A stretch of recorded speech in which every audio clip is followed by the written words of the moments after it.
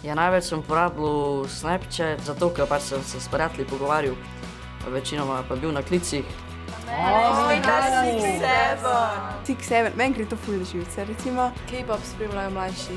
Mene ful uspava ASMR in sem gledala eno skozi isto, ki dela to. Get Ready With Me ali pa vloge, ki pač posnamejo, ali pa kakšne errands room, ki grejo pač v Ameriki v Target in pa kupujejo. V pogledu zanimive dogodke preteklega leta nam da tudi lestvica najbolj iskanih gesel brskalnika Google.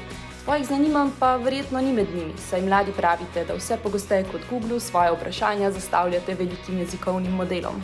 Kaj hočem zvedeti, naprimer, za srednjo šolo točke, koliko je omejitev, napišem ChatGPT-ju, pa ti vse napiše. Kar je pa tako, recimo, za avtobus, da kaj poiščeš kakršnokoli oblačilo ali pa karkoli, pa mi je bolj Google, ja. Največ sem na računalniku pa na telefonu igral kakšne igrice ali pa gledal kakšne filme. Meni je bilo brez vize ta tung pa to. Pač te italijanski mimi. Poleg mimov pa so svoj vzpon doživeli še nekateri spletni izrazi. Aura farming.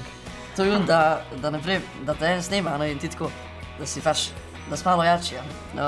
Ja, to je ko ljudje delajo te svoje rutine, pa to samo to delajo, da dobijo oglede na večino.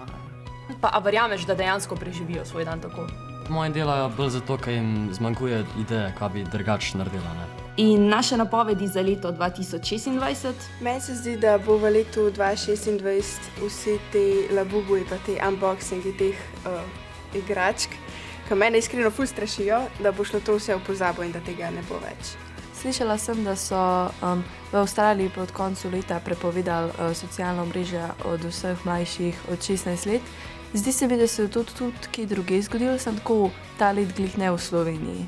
Jaz iskreno zase mislim, da sem preveč na telefonu in bi to zmanjšala zdaj pač letos.